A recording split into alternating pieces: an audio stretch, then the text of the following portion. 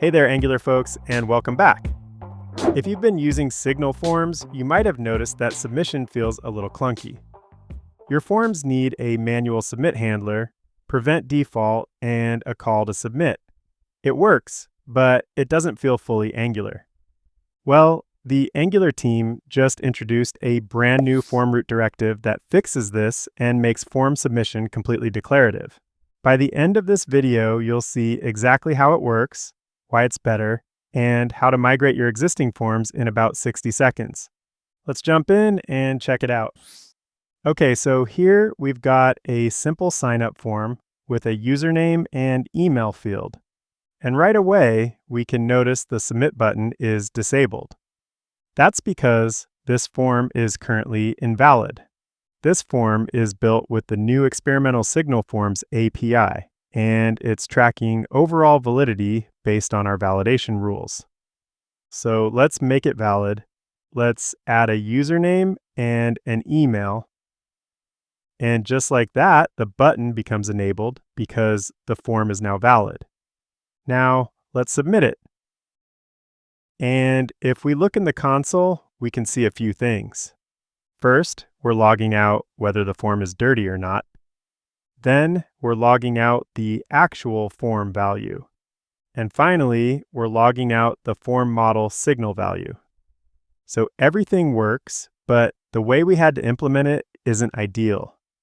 Let's look at the code behind this form, because this is where the new formRoot directive really shines. Okay, here we're looking at the template for this form component. And right here, we have a form element. There are two important things happening here. First, we're listening for the submit event and calling this onSubmit method, passing along the event. Second, we're using the noValidate attribute. This disables the browser's built-in validation behavior because we want Signal Forms to handle validation instead. Otherwise, the browser could show its own pop-up messages, which would conflict with our form logic. This is what we'll be changing in this tutorial, but just to make sure we understand all aspects of this form before changing it, here we've got our username and email fields, along with their validation. Each input uses the form field directive to connect it to the Signal form. And at the bottom, we've got our submit button, which triggers the form submission. Pretty straightforward stuff. Now let's look at the TypeScript for this component. Right here at the top, the first thing we see is the model signal used to store the data for the form. Next, we've got the form itself, where we pass in this model signal, and then define validation rules for each field. This is the key piece driving everything we just saw in the browser. So the username is required and must be at least 3 characters long. And the email is also required. If one of these are invalid, our form will be invalid too. Now, if we scroll down, we can see the submit function. The first thing we see is that we are preventing the default action on the form submit event. If we didn't include this, the browser would perform a full page refresh, which would wipe out our app state. Next, we call the new submit function from the Signal Forms API. This function handles everything related to submission. It marks fields as touched, runs validation, and executes our submission logic. Inside here, we get the form value, send it to our sign-up service, handle any server validation errors, and if everything succeeds, we log the form's dirty status, value, and model. This works, but notice how much manual wiring we had to write just to submit the form. Well, starting in Angular 21.2 next.3, there's a cleaner way to do this. We have a brand new formRoot directive that helps streamline this logic. Let's try it out. First, before we can use this directive, we need to add it to the component imports array. This makes the directive available in our template. Now let's switch back over to the HTML and update our form. First, I'll remove the submit event binding and the noValidate attribute as well, because the formRoot directive will handle that automatically.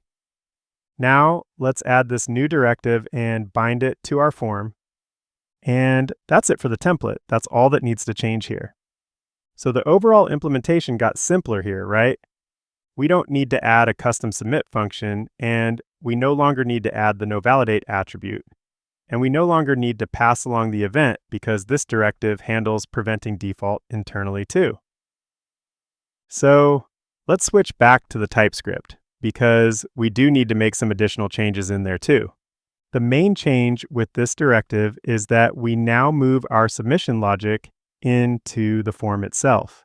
We do this with a third argument containing a submission property after our validation block. This defines what should happen when the form is submitted. So now I'll copy the logic from our old onSubmit method. We just need to copy everything within the submit function. Then remove that old method entirely because we don't need it anymore. And then just simply paste this logic right here. Now, instead of the template controlling submission, the form itself defines how submission works. And the formRoot directive connects the DOM form to that logic automatically. The formRoot directive brings signal forms closer to Angular's existing form patterns, where the form directive connects the DOM to the form model declaratively.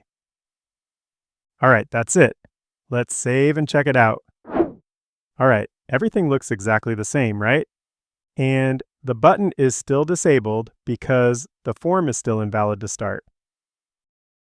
Let's fill it out again to make it valid. Now let's submit it again. And there we go. In the console, we see the same form, status, value, and the same model value as before.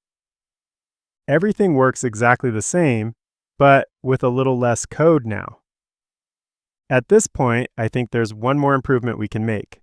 Right now, the form keeps its values after submission. Let's change that. Since we're submitting the data, we should clear the fields out and reset the form state. So inside the submission action, after logging the values, let's call the reset method on the form. This resets the form to its initial state. Let's also add more logs here to see the final state of the form and model signals after it's been reset. Okay, now let's save and try this out. Let's fill out the form again.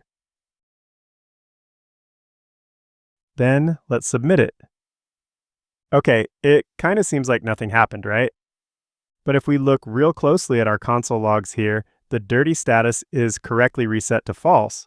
But other than that, we should also be resetting the form and model value, right? Well, this is pretty easy to do now. Real quick, let's see what the docs say for the reset method. Okay, first it says that this resets touched and dirty states of the field and its descendants. We saw this with dirty getting reset to false in our console log. Then we see that it does not change the data model. It needs to be reset directly, meaning that we need to manually reset the model signal back to its initial value.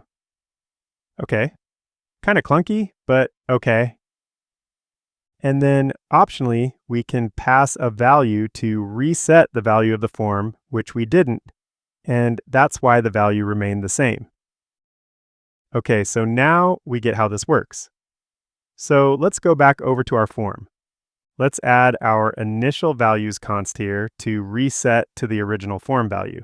Now, what I found in my testing here is that we actually no longer need to additionally reset the model signal independently. Passing the value to the reset function will now reset both the form and the model signal.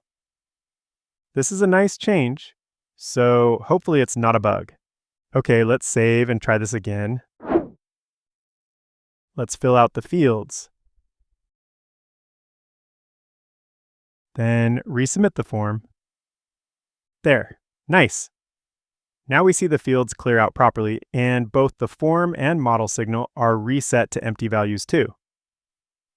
So the new formRoot directive removes one of the last pieces of manual boilerplate from signal forms.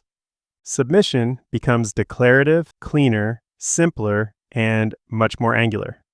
You can still use the submit function, but you should rarely need to now that we have this new directive. All right, if you want to stay up to date on the newest Angular features, make sure to subscribe. And hey, if you want to help support the channel, check out the ShieldWorks gear linked below. It's built for Angular developers like you who take great pride in their work. All right, that's all for today. I'll see you in the next one.